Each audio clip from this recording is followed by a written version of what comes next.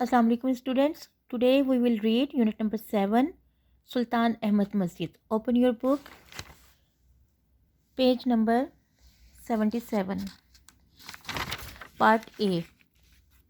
Position of adverb.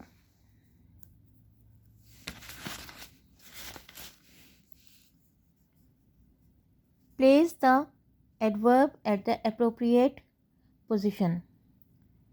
She comes here often. She often comes here. She goes to Lahore sometimes. Sometimes he goes to Lahore. The teacher was late. The teacher was hardly ever late. We are tired by the end of the day. We are usually tired by the end of the day. I have posted a letter to them. I have just posted the letter. I have just posted a letter to them. He did his work. Okay student, next हमारा है degrees of comparison. Some adverbs like adjective also have 3 degrees of comparison. कुछ adverb ऐसे होते हैं जिनकी 3 degrees होती हैं.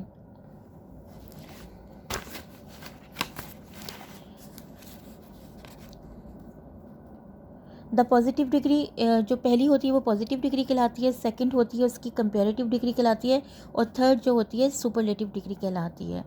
The positive degree shows the quality of an object without reference to any other. जो फर्स्ट डिग्री यानी पॉजिटिव डिग्री जो होती है उसमें इस क्वालिटी बयान की जाती है किसी भी चीज़ की बगैर किसी रेफरेंस के. फॉर एग्जांपल यानी बगैर किसी कंपैरिजन के. He is a rich man, he is a bad man, he is an honest man. Comparative degree. The comparative degree compares the degree of the quality of an object with the degree of the same quality of another. यानी दो लोगों के दरमियान जो है same जो खुसूसियात होती हैं उनके दरमियान में कंपैरिजन किया जाता है कंपैरेटिव डिग्री में. For example he is richer than his brother, he is more honest than his brother, he is worse than his brother. अब आ जाए सुपरलेटिव डिग्री की जानिब. The superlative degree shows the highest degree of the quality with reference to all other things of the same class. For example, he is the richest man in the family.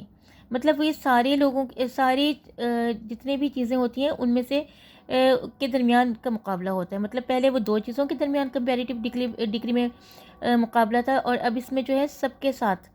He is the richest man in the family. He is the most honest man in the family. He is the worst man in the family. Student इसमें आपका question जो है वो ये है कि complete the table with appropriate degree of the adverb. इसमें just आपने डिग्रीज बतानी है, कंपेरेटिव डिग्री और सुपरलेटिव डिग्री. केप्ट मच का होता है kept more, kept most. sang beautifully, sang more beautifully, sang most beautifully. slept little, slept less or slept least. Looked good, looked better and looked best. Arrived early, arrived earlier and arrived earliest. हमारा next topic है page number 79, present perfect continuous tense. Present perfect continuous tense इसकी पहचान उर्दू में ये होती है रहा है, रही है या रहे हैं. इसमें लेकिन कब से ये काम हो रहा है, इसके साथ इसमें वक्त, हफ्ते, दिन, महीने, साल या कोई भी टाइम जो होता है जो का उसके साथ इसमें से इजाफ़ा होता है. यानी कोई काम माजी से शुरू किया गया और अभी तक चल रहा है. मैं जुम्मे से पढ़ा रही हूँ. देख लीजिए यहाँ टाइम जो है ये माजी का है, जुम्मे से पढ़ा रही हूँ. मैं 1999 से पाकिस्तान में रह रही हूँ. वो 2 घंटों से, ये देखिए टाइम है, टाइम का जिक्र है एक, और उसके बाद से का लफ्ज़ लगा हुआ है और रहा है, रही है. वो 2 घंटों से खेल रहा है. अली 4 बजे से सो रहा है.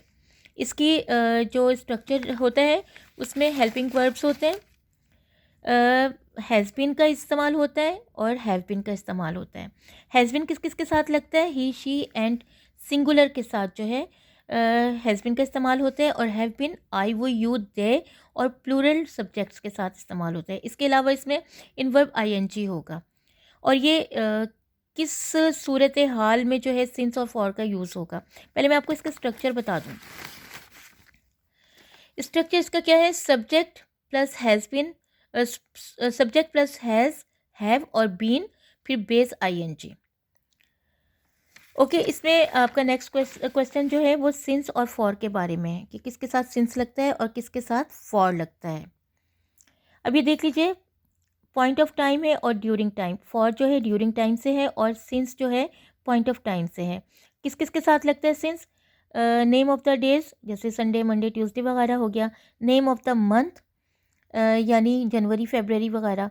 इसके अलावा कोई एग्जैक्ट डेट जो होती है 1947 हो गई, ईयर्स वगैरह की। फिर मॉर्निंग, 2 PM, समर। इसके अलावा फॉर जो है फॉर 2 days हो गया, फॉर मंथ्स हो, 5 months हो गया, 6 hours हो गया, 15 years हो गया, और वीक्स और मिनट्स वगैरह जो होते हैं इसमें इनके साथ फॉर का इस्तेमाल होता है। नेक्स्ट हमारा क्वेश्चन है,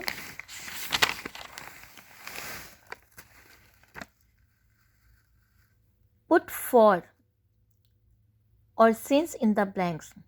अब देखना है किस में फॉर लगना है, किस में सिंस लगना है। I have been studying for 3 hours।